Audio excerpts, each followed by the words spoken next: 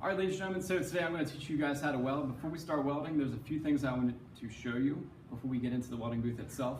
First, we have two welding booths. As you can see up top here, welding booth number 1, number 2. Also, before we start welding, it's a good idea to go over to the welding booth sign-up sheet, put your name in there as well as the date, and then when you are finished, you'll circle yes or no. There's two different ones. Make sure you select your right one for your proper class. Before you head into the welding booth itself, make sure you turn on the welding exhaust system. From the welding, there's a byproduct of gases and just fumes that are released. Welding exhaust system has to be turned on, that way we don't have any problems with that. Okay? Okay. Alright, so once you're ready to start welding, a few things you have to take in or keep in mind and take into consideration, safety-wise. First, closed-toed shoes, they gotta be on. We can't have anything that is exposing your shoe, not your shoes, but your feet. Can't have any problems with that. Also, we will have a pair of welding chaps available for you to use. If you have long pants on, you'll be fine though. Welding jacket, up here on the side, I have my own, but you will have to put yours on, button it up the whole way. Make sure the sleeves are buttoned as well. Welding helmet, they're located up here. I have two of them, one for each booth. The way you need to adjust one of these, there is an adjustment on the back of the helmet. If you need to make it like larger or smaller for your head, press it in, turn it left or right. And you can do so. Make sure it's nice and snug on the top of your head. Also, sometimes these like to get loose and fall down in front of your face. If that does happen, there's adjustment knobs on either side. You can tighten them or loosen them. One other thing, there is on the side of the welding helmets a shade sensor adjustment. Keep that to 11 or 12. You don't want to make it too light or else it's not safe enough for your welding purposes.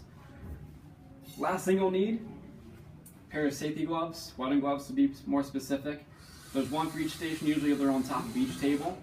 Now, once you're ready to start welding, make sure your ground clamp, this clamp here, is connected to the table. That way we have a completed electrical circuit. Make sure everything is free and ready to go. It's probably also a good idea to make sure that your pieces are all ready to go and touching and in the right orientation. That way you're ready to start tacking and welding them together. Like for example, it might be a good idea before you start welding using the helping hands, clamping everything in place. That way it's a lot easier than when you have your gloves on. The gloves kind of make things bulky and not as easy. When you're ready to start welding, the settings on the welder stay as is. Right now it's at wire speed setting number 2 and voltage speed setting 8, or A I should say. Keep that as is, that should not change. On and off switch is right here, and your welding gun is right here as well. Now once you're ready to start welding, you have to keep a few things in mind. First, we're going to have to put our gloves on, like so.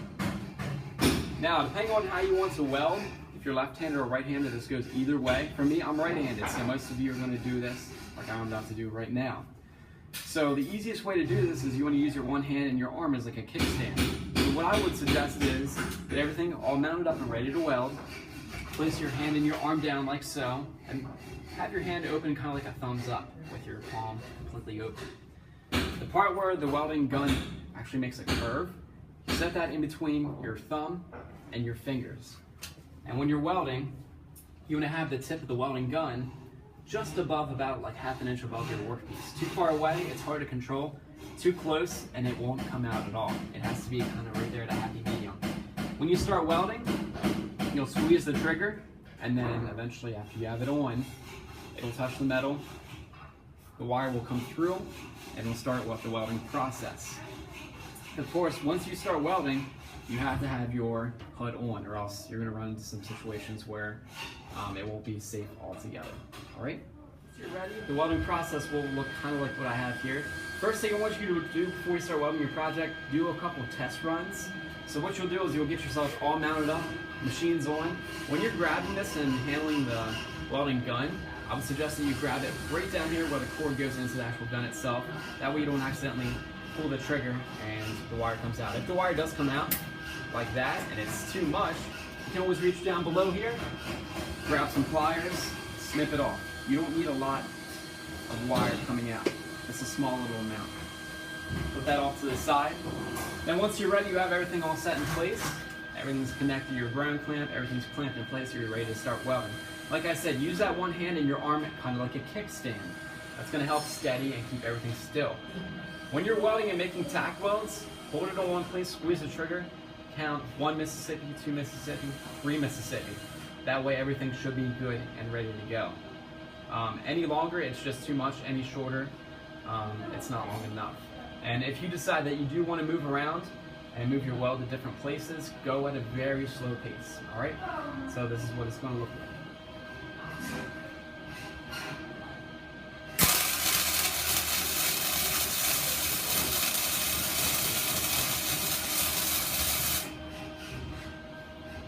Alright, so like you just saw, I was going very slowly. I had my hand down here, holding everything and supporting it in place.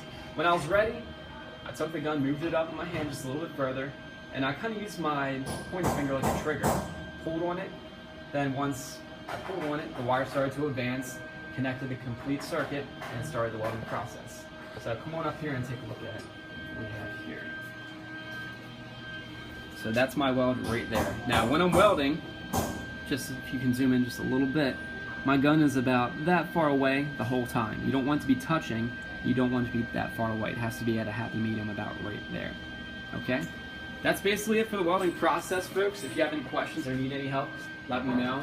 But for the most part, it's probably one of the easiest things you can do. Basically, just point and click and hold everything in place. All right?